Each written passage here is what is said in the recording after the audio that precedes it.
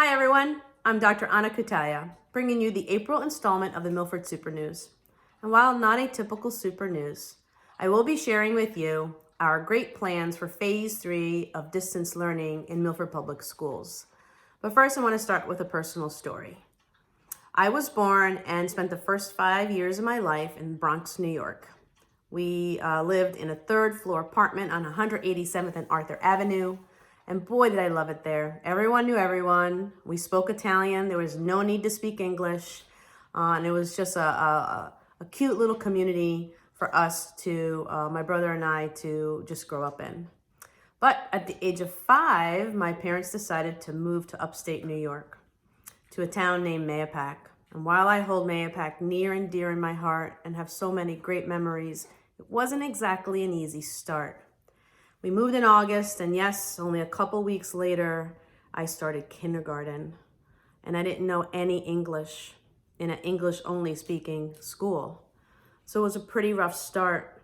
I was scared and I was full of fear and begged my mother each morning, almost all year of kindergarten, not to go to school. Please let me stay home. I would be great help at home with the cooking and the cleaning. But of course, I went to school and slowly found some of my dearest friends. It was that helped me get through that very difficult year.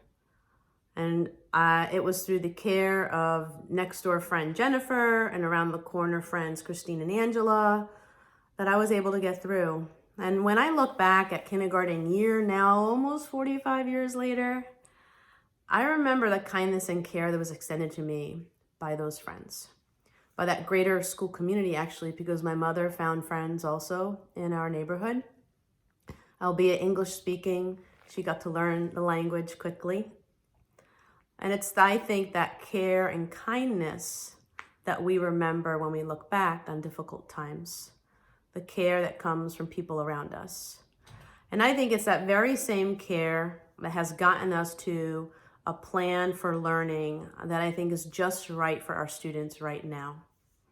Our students have been engaging in phases 1 and 2, and we believe it's time to move into phase 3 the week of April 13th when we get back from spring break. And we try to strike the perfect balance for families. We know that families, households are going through many, many great things, many stresses, and in juggling a new schedule, a new way of life. We try to establish some structure to a school day with great flexibility so that there are opportunities for learning that are flexible enough for young people to engage when it works for your household and works for our staff members, because they too are at home juggling new schedules and demands throughout their day. So let me share with you what phase 3 will entail moving forward for the next couple of few weeks. We're referring to this as the continuum of interactive instruction via distance learning. And there are 5 different ways that our staff and students will engage in learning. Everywhere from post and respond, which is at the left of this diagram, demonstrating asynchronous learning. Moving toward pre-recorded instruction, self-paced interaction with content, interactive collaboration between teacher and students and students, as well as including synchronous real-time instruction and collaboration. You see, we don't believe that students will be on a computer all day. We don't believe that we can just replicate a school bell schedule. It's not that easy because of the circumstances we find ourselves in. But we do believe that we need to provide greater engagement for our young people, because what we're finding, what we're hearing from families and students and staff is that face-to-face, virtual face-to-face interaction that's making all the difference right now in phase 2. It is bringing great comfort and joy to our young people to be able to see their teachers and see their peers from school. We believe that's what's carrying us through right now. And we, in our next phase, want to wrap that around content and more specific academic learning to the degree that families and staff member can engage. And that's why we have the continuum going from asynchronous to synchronous learning.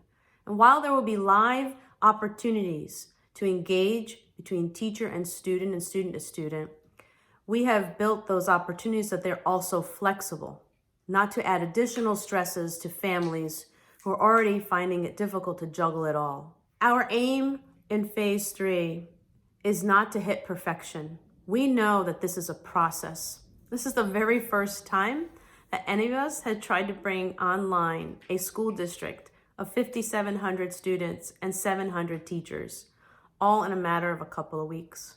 So I want to thank you for your patience. I want to thank you for your feedback you've been providing us.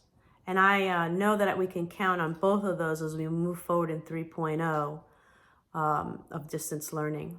We believe there will be versions 3.1, 3.2, based on the feedback we're receiving from staff, students, and families.